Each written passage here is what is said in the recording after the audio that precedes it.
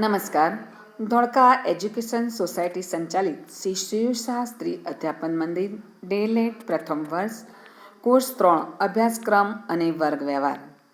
આજના આ વિડીયોના તાસમાં હું પ્રાધ્યાપિકા ગીતાબેન જી મહન સર્વ તાલીમાર્થી બહેનોને આવકારું છું. આજે આપણે કોર્સ 3 અંતર્ગત એકમ 3 અધ્યયન અને વર્ગખંડ આંતરક્રિયા પ્રકરણમાં એક મહત્વના મુદ્દાની સમજ કેળવીશું. તાલીમાર્થી બહેનો, અગાઉ આપણે અધ્યયનના સાધનોના મુદ્દાની અંદર વર્ગખંડની રચના અને તેની ઉપયોગિતા વિશેની સમજ કેળવી ચૂક્યા છીએ. આજે આપણે આધુનિક વર્ગખંડની રચના કેવી રીતે થાય છે, તેની શું ઉપયોગિતા છે, તેના વિશેની સમજ કેળવવાના છીએ. તો અધ્યયનના સાધનો. અધ્યયન અધ્યાપન પ્રક્રિયામાં અધ્યયનના સાધનોનું એક આગવું મહત્ત્વ છે. અધ્યયનના વિવિધ શૈક્ષણિક સાધનોનો ઉપયોગ કરીને વર્ગ અધ્યાપન કાર્ય ખૂબ જ રસપ્રદ, જીવંત અને અસરકારક બનાવી શકાય છે. પ્રાયોગિક કાર્ય હોય, સૈદ્ધાંતિક જ્ઞાન અને તેના વ્યવહારુ ઉપયોગ માટે વિવિધ પ્રકારના અધ્યયનના સાધનો અનિવાર્ય છે. તેના માધ્યમથી વિદ્યાર્થી ઉત્તમ શિક્ષણ મેળવી સર્વાંગી વિકાસ સાધી જ્ઞાનનો સર્જક બની શકે છે. તો આવો તાલીમાર્થી બહેનો, અધ્યયનના સાધન તરીકે વર્ગખંડનું શું મહત્વ છે તેના વિશેની આપણે સમજ કેળવીએ. અધ્યયનના સાધન તરીકે વર્ગખંડ વિદ્યાર્થીની ચિંતનાત્મક શક્તિનો વિકાસ થાય, એનો વૈજ્ઞાનિક દ્રષ્ટિકોણ વિકસે, એના વિવિધ કૌશલ્યનો વિકાસ થાય, એ માટે અધ્યયનના સાધન તરીકે વર્ગખંડની મહત્ત્વની ભૂમિકા છે. ફરી એકવાર, વિદ્યાર્થીની ચિંતનાત્મક શક્તિનો વિકાસ થાય, વિદ્યાર્થીમાં વૈજ્ઞાનિક દ્રષ્ટિકોણ વિકસે અને તેનામાં વિવિધ કૌશલ્યનો વિકાસ થાય, એ માટે અધ્યયનના સાધન તરીકે વર્ગખંડની ભૂમિકા અત્યંત મહત્ત્વની છે. સમગ્ર વિશ્વ જ્યારે વર્ગખંડોમાં આકાર લઈ રહ્યું હોય તેવું અનુભવાઈ રહ્યું છે. આથી વર્ગખંડનો ઉપયોગ અર્થપૂર્ણ બને અને બાળકનો સર્વાંગી વિકાસને વેગ મળે, તેના જ્ઞાનમાં વધારો થાય, તે રીતે ઉપયોગ થવો જરૂરી છે. તાલીમાર્થી બહેનો, આપણી સાથે આપણા સામે આપણા વર્ગખંડની અંદર બેઠેલો વિદ્યાર્થી હવે સામાન્ય વિદ્યાર્થી નહીં, પણ એક વૈશ્વિક વિદ્યાર્થી તરીકે, એટલે કે ગ્લોબલ સ્ટુડન્ટ્સ તરીકે આપણે તેને તૈયાર કરવાનો રહેશે. વૈશ્વિક સ્પર્ધાઓની અંદર તે ટકી શકે તે માટે વિદ્યાર્થીના મન હૃદય સુધી પહોંચવા માટે ટેકનોલોજીના માધ્યમથી આપણે વર્ગખંડને તૈયાર કરવો પડશે. આમ આપણો સ્ટુડન્ટ્સ એક ગ્લોબલ સ્ટુડન્ટ્સ બનવો જોઈએ.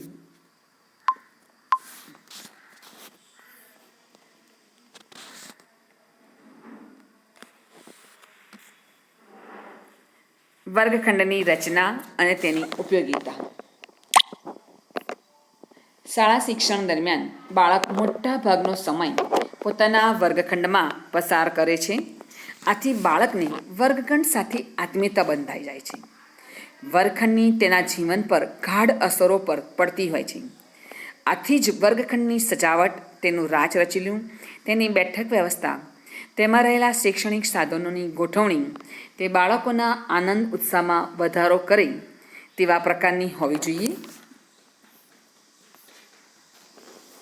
દાખલા તરીકે આપણે ધોરણ 2ની જ્યારે વાત કરીશું ત્યારે તેવા બાલમિત્ર વર્ગની રચના કેવી રીતે થાય તેના વિશેની સમજ કેળવી, જેથી કરીને આપણે ધોરણ 1 અને 2માં વર્ગખંડની રચના કેવા પ્રકારની હોવી જોઈએ અને તેની શું ઉપયોગિતા, એટલે કે બાળકો તેનો શું ઉપયોગ કરીને શિક્ષણ કાર્ય મેળવતા હોય છે તેની સમજ આપણે કેળવીએ.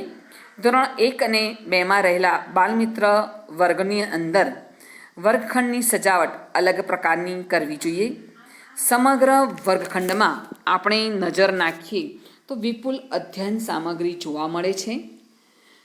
ભાષા અને પર્યાવરણ અને ગણિત, આ સમગ્ર પાઠ્યક્રમ બાલમિત્ર વર્ગોમાં આલેખિત થયેલો જોવા મળે છે. તાલીમાર્થી બહેનો, અહીંયા કહેવાનું તાત્પર્ય તે છે કે ધોરણ 1 અને 2ની અંદર આવતો જે પણ અભ્યાસક્રમ છે, જે ભાષાનો હોય કે પર્યાવરણનો હોય કે ગણિતનો હોય, તેની અંદર આવતું વિષય વસ્તુ જેવું કે વર્ગખંડની દિશાઓ જોઈએ, ઋતુચક્ર જોઈએ, ભૌમિતિક આકારો, વિવિધ માપ, વજન, ઘડિયા, આંખ, કારીગરો, પશુ પંખીઓ, પ્રાણીઓ વગેરેના રંગીન ચિત્રો કલાત્મક રીતે તે વર્ગખંડની અંદર ચારે બાજુ ચિતરાયેલા હોવા જોઈએ, રંગીન હોવા જોઈએ, આકર્ષક હોવા જોઈએ, જે વિદ્યાર્થીઓને આકર્ષિત કરી અને તેને શીખવા માટે, સમજવા માટે તત્પર બનાવે. આ પ્રકારનું ભાષા, પર્યાવરણ કે ગણિતને લગતું વિષય વસ્તુ વર્ગખંડની દિવાલો પર ચિત્રિત કરવાનું મુખ્ય કારણ તે છે તાલીમાર્થી બહેનો કે બાળક તેનો મેક્સિમમ ઉપયોગ કરી શકવો જોઈએ. જેમ કે જ્યારે શિક્ષકની ગેરહાજરી હોય ત્યારે બાળકો પોતાના સહાધ્યો સાથે મોજ મસ્તી કરતાં પણ વર્ગખંડના માધ્યમથી શિક્ષણ મેળવે છે. ફુરસદના સમયમાં પણ વર્ગખંડમાં વિદ્યાર્થી કોઈને કોઈ પ્રવૃત્તિ દ્વારા, અવલોકન દ્વારા, ચિત્ર દ્વારા કે લેખન દ્વારા અનુભવજન્ય જ્ઞાન પ્રાપ્ત કરે છે. તો આ રીતે ધોરણ 1 અને 2ની જે બાલમિત્ર વર્ગ છે તે વિશિષ્ટ પ્રકારની રચનાવાળો હોવો જોઈએ. તેની અંદર ચારે બાજુ વર્ગખંડની દિવાલો પર સુંદર મજાનું તેના જે તે વિષય વસ્તુ અંતર્ગત કન્ટેન્ટ એટલે કે વિષય વસ્તુ ચિતરેલું હોવું જોઈએ. અને એ ચિત્રિત વસ્તુઓનો ઉપયોગ બાળક વર્ગખંડમાં પોતાના સમયે, પોતાના જ્યારે અનુકૂળ પડે ત્યારે પ્રવૃત્તિ દ્વારા, ચિત્રના અવલોકનો દ્વારા, શિક્ષકની ગેરહાજરીમાં કે હાજરીમાં ગમે ત્યારે પોતાના સમય પ્રમાણે તે એનો વિષય વસ્તુને સમજવાનો ઉપયોગ કરતો હોય છે. તો આ રીતે ધોરણ 1 અને 2માં બાલમિત્ર વર્ગની રચનાની ઉપયોગિતા બહુ જ મહત્ત્વની રહે છે. ત્યારબાદ આપણે આધુનિક વર્ગખંડ વિશેની વાત કરીએ. જ્યારે આજે વર્તમાન શિક્ષણ પ્રણાલીમાં ચોક એન્ડ ટોકની પ્રણાલીગત પદ્ધતિ હવે ચાલી શકશે નહીં. તાલીમાર્થી બહેનો, આ ચોક એન્ડ ટોક એટલે માત્ર બ્લેકબોર્ડ પર ચોકથી કાર્ય કરવું કે માત્ર શિક્ષક તરીકે આપણે બોલ્યા જ કરવું તેવી પરંપરાગત શિક્ષણ પદ્ધતિ હવે ચાલી શકે તેમ નથી. કોમ્પ્યુટર નોલેજ, આજે વર્ગખંડની અંદર કોમ્પ્યુટર નોલેજ, ઇન્ટરનેટને સ્થાન મળ્યું છે. તેવા સમયે કોમ્પ્યુટર નોલેજ વગર ચાલી શકશે નહીં. હવેના સમયમાં જેને કોમ્પ્યુટર નોલેજ નહીં હોય તેવો વ્યક્તિ ભણેલો હોવા છતાં અભણ કહેવાશે. સ્માર્ટ ક્લાસરૂમ, ડિજિટલ ક્લાસરૂમ આવા નવા ખ્યાલો આવિષ્કાર થઈ ચૂક્યો છે. 4 ભૌતિક દિવાલો વચ્ચેના વર્ગખંડના સ્થાને હવે વર્ચ્યુઅલ ક્લાસરૂમ આવી ગયા છે. વિદ્યાર્થી વર્ગખંડના બદલે પોતાના ડ્રોઈંગ રૂમમાં બેઠા શિક્ષણ મેળવી રહ્યો હશે એ દિવસો હવે દૂર નથી. તાલીમાર્થી બહેનો, અત્યારના સમયમાં જે લોકડાઉન ચાલી રહ્યો છે ત્યારે તમે પણ ઓનલાઈન શિક્ષણ મેળવી રહ્યા છો. એ ઓનલાઈન શિક્ષણ તમે તમારા ડ્રોઈંગ રૂમમાં કે કોઈ પણ જગ્યાએ તમારા શિક્ષક તમને બેઠા એ જ વિષય વસ્તુનું સુંદર મજાનું શિક્ષણ કાર્ય કરાવી રહ્યા છે. આ વર્ચ્યુઅલ ક્લાસરૂમની સુંદર મજાની એક વ્યવસ્થા ઊભી થઈ રહી છે, જેના કારણે આપણું શિક્ષણ ખોરંભાતું નથી અને એટલું જ ક્રિએટિવ રીતે આગળ ચાલી રહ્યું છે. વિદ્યાર્થીઓને ઓડિયો, વિડીયોને યાને દ્રશ્ય શ્રાવ્ય માધ્યમ થકી વર્ગખંડના અધ્યયનને જોડવાનું રહેશે. આજે ઝેડ ગતિએ આવી રહેલા પરિવર્તન એટલે કે ઝડપી પરિવર્તનના આ સમયમાં શિક્ષક માટે વર્ગખંડની ભૂમિકા ખૂબ જ મહત્ત્વની બની ગઈ છે. આજે ભાર વિનાનું ભણતર આવનાર સમયમાં પણ કદાચ વાસ્તવિક બની રહેશે.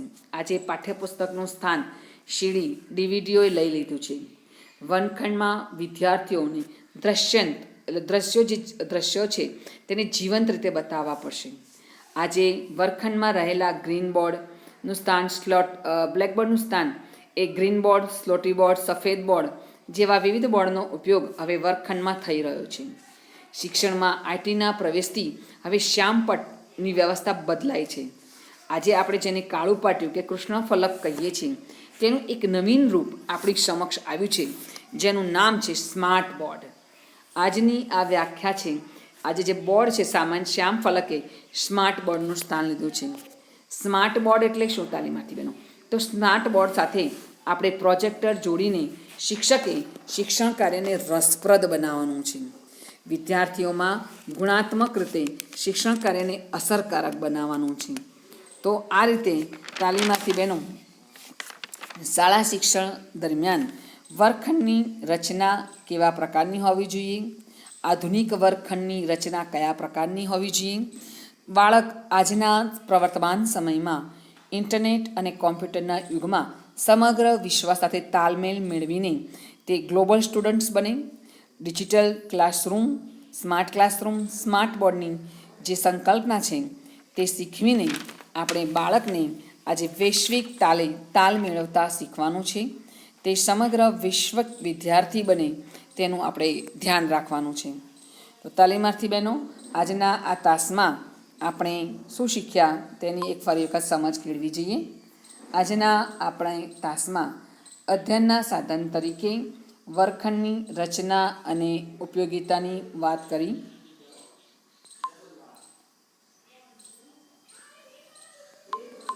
જેમાં તમે અધ્યયનના સાધનો તરીકે વર્ગખંડની શું રચના અને તેની ઉપયોગિતા કેવા પ્રકારની છે તેના વિશેની વાત કરી. ધોરણ 1 અને 2માં બાલમિત્ર વર્ગની રચના કેવી રીતે કરી શકાય છે, આધુનિક વર્ગખંડની રચના કેવી હોવી જોઈએ તેના વિશેની સમજ કેળવી.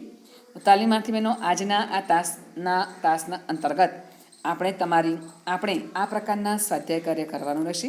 શાળાના પરિપ્રેક્ષ્યમાં અધ્યયનનું વાતાવરણ કેવું હોવું જોઈએ, વર્ગખંડની રચના અને તેની ઉપયોગિતા જણાવો.